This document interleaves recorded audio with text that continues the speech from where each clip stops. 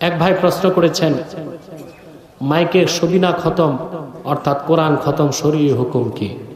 চমৎকার প্রশ্ন করেছেন। আপনাকে প্রশ্ন করি, এখানে যদি ইমাম নামাজ পড়ায় মাইকে, জামাত যদি 1 মাইল পিছনে যায়, 1 মাইল দূরের লোকটি ইমামের আওয়াজ মাইকে শুনে ইক্তেদা করলে সহি হবে না হবে না? হবে। তাহলে বোঝা যায় মাইকের আওয়াজ ইমামের মূল আওয়াজ, মাইক শুধু বড় করে দেয় আওয়াজটা, ঠিক না?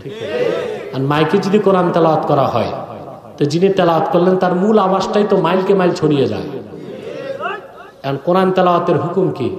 আল্লাহ কোরআন পাকে বলেছেন, ওয়া ইযা কুরিয়াল কুরআনু ফাসতামিউ লাহু ওয়া আনসিতু লাআল্লাকুম তুরহামুন। যখন কোরআন পঠিত হয় তোমরা মনোযোগ দিয়ে শোনো এবং চুপ থাকো। এখন মাইকে যদি সারা রাত আপনি কোরআন শরীফ পড়েন, তা হাজার হাজার মানুষ কি চুপ থেকে শুনবে না কাজকর্ম করবে? তে মানুষগুলোকে যে ওয়াজিব তরক করালেন, আপনি গুনাহগার হবেন।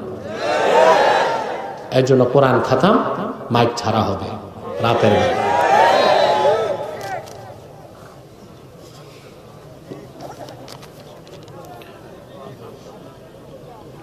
তাহাজ্জুদের নামাজ পড়ব বলে আমি বিতির নামাজ পড়ি নাই।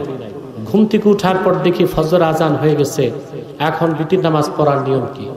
আপনার বেতের নামাজটা কাজা হয়ে গেছে, আপনি ফজরের পর কাজা হিসেবে তুলে নেবেন।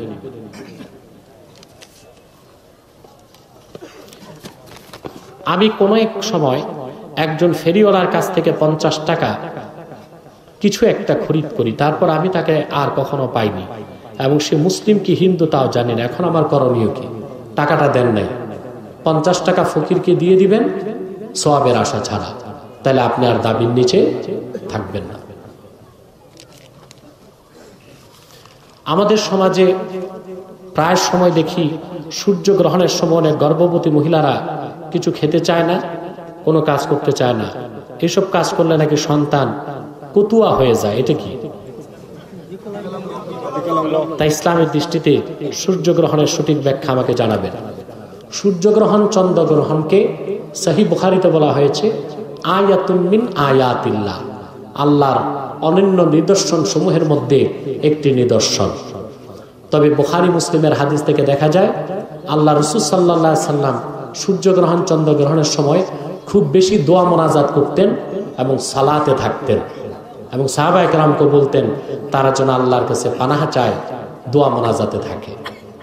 কথা বুঝতে পারছেন? আর মহিলারা কিছু খাবে না এরকম কোনো কথা হাদিসে নেই।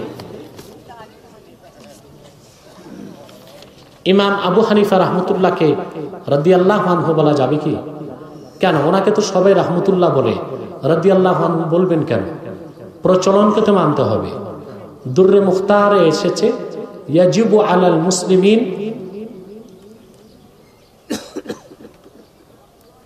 ইক্তিদাউত তাওয়ারুস, ইত্তেবাউত তাওয়ারুস, মুসলমানদের উপর ওয়াজিব হচ্ছে তাওয়ারুসের অনুসরণ করা, প্রচলন। কথা বুঝতে পারছেন? সাহাবায়ে কেরামের ক্ষেত্রে উম্মত বলেন রাদিয়াল্লাহু আনহু, আউলিয়া কেরামের ক্ষেত্রে বলে রাহমাতুল্লাহ। আমরা এই প্রচলনকে অনুসরণ করব, ঠিক কিনা? প্রচলন কি আমি একটু বুঝাই দিই। 1 টাকার সাথে আটা না হলে কি বলেন? দেড়, ঠিক কিনা? 2 টাকার সাথে 50 পয়সা আড়াই, 3 টাকার সাথে 50 পয়সা 3.5, তারপর সব সাড়ে সাড়ে সাড়ে, 4.5, 5.5, 6.5, 99.5, ঠিক কিনা? এখন কেউ যদি বলে কেন সব সাড়ে, একটা দেড় আর আড়াই কেন? আমি বলবো দেড় বলবো না, আমি বলবো 1.5 আর 2.5। পাগল বলবে না মানুষ?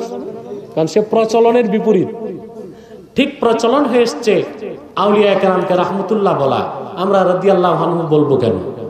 সমাজে কিছু বেদাতি মৌলবী এই ফিতনাগুলো সৃষ্টি করে। এই সেই বক্তার কথা এসেছে যার উত্তর আমি দিয়ে দিচ্ছি মূল আলোচনায়।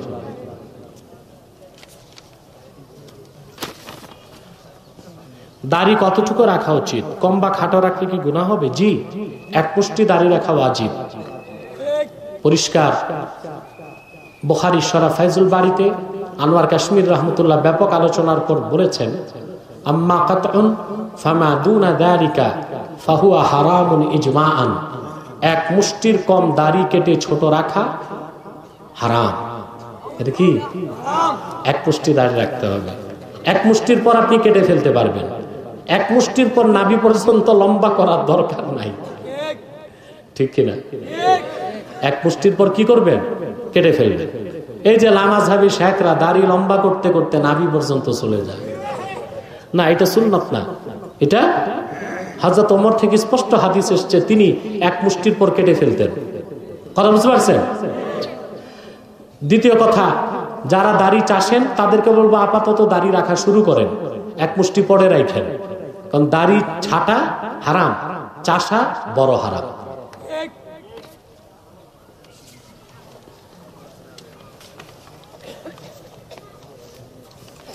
কিছুদিন পূর্বে এক আলোচিত বক্তা বলেছে, মাহফিলে তিনি নিজ চোখে হাজার হাজার জিন ফেরেশতা এবং দয়াল নবী সাল্লাল্লাহু আলাইহি সাল্লাম উপস্থিত দেখেছেন। মাআযাল্লাহ, এই বক্তা বেয়াদব। আল্লাহর হাবিব মুহাম্মদ সাল্লাল্লাহু আলাইহি সাল্লাম শাহনশাহে রিসালাত, তোমার আমার মতো কাঙ্গালের মাহফিলে আসার প্রয়োজন নাই। রাসূলুল্লাহ তিনি হায়াতুন নবী, তিনি জান্নাতুল ফেরদৌস রওজা মুবারক থেকে সব দেখেন এবং শোনেন। এসব বেদাতি বক্তাদের কথা বিশ্বাস করবেন না।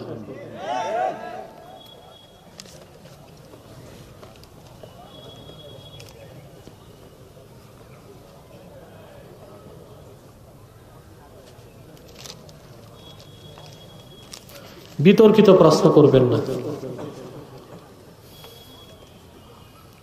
আমাদের সমাজে দেখা যায় রমজান আসলে মেয়ের বাড়ি ইফতারি দিতে হয়, তো মেয়ের বাড়ি ইফতারি দিলে সমস্যা কি? ইফতারি দেওয়া ইসলামে কেমন? খুব ভালো কাজ। মেয়ের জামাইরে যত দামি ইফতার পারেন খাওয়াবেন, বাধ্যতামূলক চলবে না, পারলে স্বেচ্ছায় পারলে দিবেন।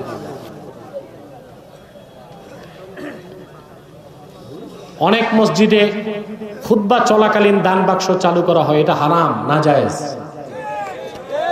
পরিষ্কার ফতোয়ার কিতাবে এসেছে, ওয়া ইদা সাইদাল মিম্বার ইমামু আলাল মিম্বার লা সালাতা ওয়ালা কালামা ওয়ালা সালামা ওয়ালা রাদ্দাস সালাম। ইমাম মিম্বরে বসে যাওয়ার পর, উঠে যাওয়ার পর কোন নামাজ, দোয়া, সালাম, সালামের জবাব কিছুই চলবে না, সব নাজায়েজ। তো সেখানে দান বাক্স চলা কি জায়েজ হয়?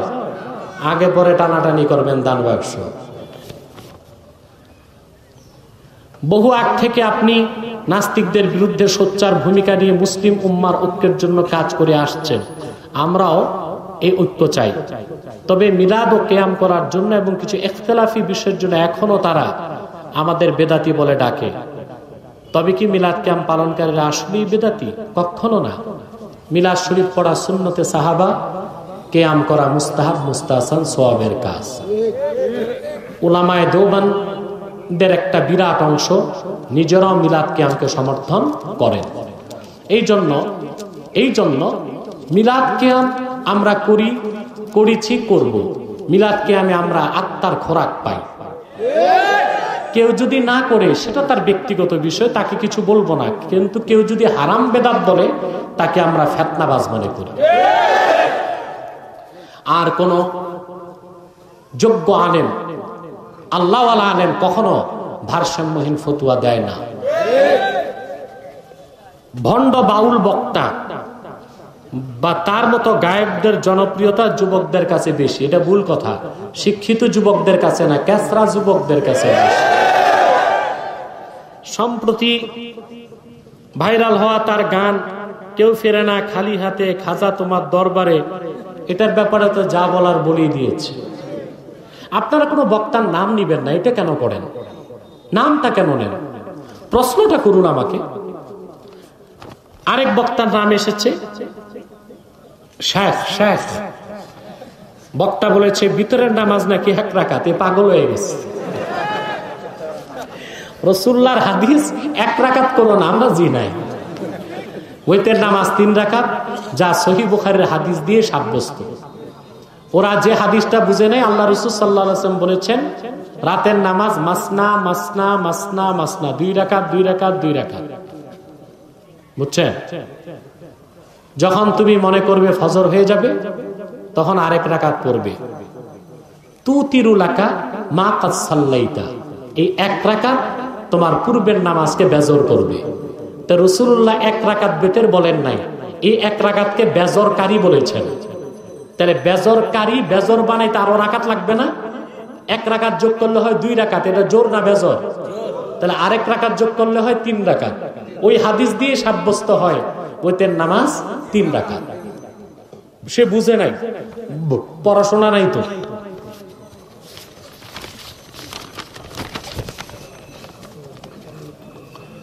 জনপ্রতিনিধিদের দেখা যায় পূজা বা গানের অনুষ্ঠানে যান, বক্তৃতায় খুব জোর গলায় বলেন গান বাজনা আমাদের সংস্কৃতি। তাদের বোঝানো অনেকটাই কঠিন হয়ে পড়ছে। তারা আরো বলে ধর্ম যার যার, উৎসব সবার। এই উক্তি আর গান বাজনা ইসলাম কতটুকু সমর্থন করে? এই কথা যারাই বলেছে তাদের ঈমান নষ্ট করে ফেলেছে, তাদের তওবা করতে হবে। আর গান বাদ্য ইসলামের সম্পূর্ণ নাজায়েজ এবং হারাম। আল্লাহ তাআলা সূরা লুকমানে বলেছেন, ওমিনান নাসি মান ইয়াশতারি লাহওয়াল হাদিস লিইউদিল্লা আন সাবিলিল্লাহি বিগাইরি ইলম ওয়া ইয়াত্তাখিযাহা হুজওয়া। এই আয়াতের ব্যাখ্যায় 27 জন মুফাসসির একমত, গান বাদ্যকে আল্লাহ হারাম করে দিয়েছেন। বাল্য বিবাহ বন্ধের নামে বিভিন্ন কেন্দ্র, জেলা, উপজেলা, এমনকি স্থানীয় ইউনিয়নে পর্যন্ত কমিটি করা হচ্ছে। বাল্য বিবাহ বন্ধ হলে সমাজ কতটুকু সুফল বয়ে আনবে? বাল্য বিবাহ পুরা বন্ধ হলে ধর্ষণ আরো বাড়বে। 6 বছর 8 বছরের মেয়েরা ধর্ষিত আরো বেশি হবে। ইসলামে বাল্য বিবাহ বলতে কিছু নাই, আছে বালেগ বিবাহ। বালেগ বালেগা খুশি মনে যদি বিবাহে আবদ্ধ হতে চায় তাহলে এটা বাধা দেওয়া উচিত নয় শরীয়ত মোতাবেক, ঠিক কিনা? এদিক দিয়ে বাল্য বিবাহ বন্ধ করলেন, আর ওদিক দিয়ে ফ্রি মিক্সিং, লিভ টুগেদার। যে কোনো বয়সের ছেলে মেয়ে একটু যদি ফষ্টি নষ্টি করে পার্কে যাইয়া, তাতে সমস্যা নাই, বাচ্চা মানুষ করতেই পারে। না জায়েজটা জায়েজ করলেন, আর জায়েজটা না জায়েজ করলেন। তালকিন কি? তালকিন করা কি জায়েজ? মৃত ব্যক্তিকে কবর করার পর কবরের 4 কোণায় 4 জন ব্যক্তি বসে কি কিছু তেলাওয়াত করবে? না, হাদিস এসেছে তালকিন করবেন। কবরের পাশে দাঁড়িয়ে আপনি পড়বেন, রাদিতু বিল্লাহি রাব্বা ওয়া বিল ইসলামি দীনা ওয়া বি মুহাম্মদ সাল্লাল্লাহু আলাইহি ওয়াসাল্লাম নবিয়্যা ওয়া রাসূলা। এটাই তালকিন। উল্লেখযোগ্য দিবসগুলোতে মিনারে ফুল দেওয়া, পহেলা বৈশাখে মঙ্গল শোভাযাত্রা আয়োজন করা, পহেলা বৈশাখে ভালো কাজ করলে বা ভালো খাওয়া দাওয়া করলে সারা বছর ভালো কাটবে, এ ধরনের বিশ্বাস করা কি? দেখুন, যারা ইমানের সাথে ভাষা আন্দোলনে শহীদ হয়েছে তাদেরকে শ্রদ্ধার সাথে স্মরণ করবেন। পদ্ধতি কি? মস্তক নত করে নয়, নীরবতা পালন করে নয়, বরং তাদের জন্য দোয়া মোনাজাত করে তাদের আত্মার মাগফিরাত কামনা করবে। মঙ্গল শোভাযাত্রায় গেলে ইমান নষ্ট হয়ে যাবে, কারণ এটা হিন্দুদের ধর্মীয় উৎসব, সংস্কৃতির নামে বাংলাদেশে আমদানি করা হয়েছে। পহেলা বৈশাখে ভালো কাজ করলে, ভালো খেলে সারা বছর ভালো থাকবেন, উদ্ভট ভিত্তিহীন কথা।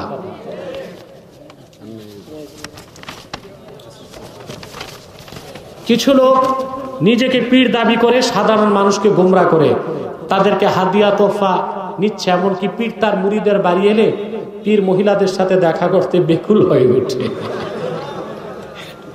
অনেক সময় মুরিদকে জিজ্ঞেস করে বসেন, তোমার স্ত্রী কি আসে নাই?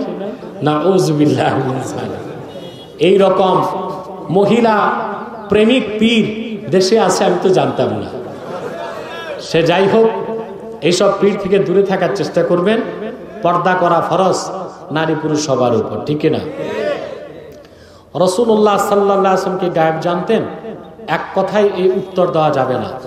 কেউ যদি বলে আল্লাহ রাসূল গায়েব জানতেন না, আর তার বলার উদ্দেশ্য যদি হয় আমরা যেরকম জানি না ওইরকম জানতেন না, তাহলে তার ঈমান নষ্ট হয়ে যাবে। আবার কেউ যদি বলে রাসূলুল্লাহ গায়েব জানতেন, তার বলার উদ্দেশ্য যদি হয় আল্লাহ যেই রকম জানেন ওই রকম জানতেন, তাহলে তার শিরক হবে। তাহলে বিষয়টা কি? বিষয়টা হচ্ছে আমাদের কাছে যেটা গায়েব, মুহাম্মদ সাল্লাল্লাহু আলাইহি ওয়াসাল্লামের নিকট সেটা গায়েব ছিল না। মুহাম্মদ সাল্লাল্লাহু আলাইহি ওয়াসাল্লামের নিকট যেটা গায়েব ছিল, আল্লাহর কাছে সেটা গায়েব ছিল না। শেষ। ফরজ নামাজের পর হাত তুলে দোয়া করার বিধান কি? আমার 1.5 ঘন্টার ডকুমেন্টারি আলোচনা ইউটিউবে পাবেন। ফরজ নামাজের পর সম্মিলিত মোনাজাত প্রায় 23-24টি কিতাব থেকে আমি দলিল দিয়েছি। ফরজ নামাজের পর হাত তুলে মোনাজাত করা সুন্নতি মুতাবারেসা। যদি কোনো ব্যক্তি তার সপরিবারে ইসলাম ধর্ম গ্রহণ করে, তাহলে কি তার বিবাহ আবার ইসলাম ধর্ম অনুযায়ী আদায় করতে হবে? না, শর্ত না। তবে যদি নিকাহ দোহরায়, এটা উত্তম এবং ভালো। রাসূল সাল্লাল্লাহু আলাইহি ওয়াসাল্লামের হাজির নাজির সম্পর্কে আমাদের সমাজে যে ফিতনা বিদ্যমান রয়েছে, তার সমাধান কল্পে জৌনপুর, বদরপুর, ফুলতলি সহ আহলুস সুন্নাহ ওয়াল জামাতের বহু আলেম বলেছেন যে তারা নবী করিম সাল্লাল্লাহু আলাইহি ওয়াসাল্লামকে হাজির নাজির মনে করেন না। এ বিষয়ে আপনার সঠিক সমাধান কামনা করছে। আমি তো আগে বহুবার বলেছি, রাসূলুল্লাহ সাল্লাল্লাহু আলাইহি ওয়াসাল্লামকে হাজির নাজির বললে বেয়াদবি হবে। কারণ তোমার আমার মাহফিলে রাসূলুল্লাহর আসার তো প্রয়োজন নাই। আর আমরা সবাই কি পবিত্র? কথা বলে না। তাইলে আমরা কিভাবে এটা আশা করি? বরং আল্লাহ রাসূল মুহাম্মদ সাল্লাল্লাহু আলাইহি ওয়াসাল্লাম হায়াতুন নবী, তিনি জান্নাতুল ফেরদৌস রওজা মুবারক থেকে সব দেখেন মুজিজাতান, সব শোনেন মুজিজাতান। এই তো না?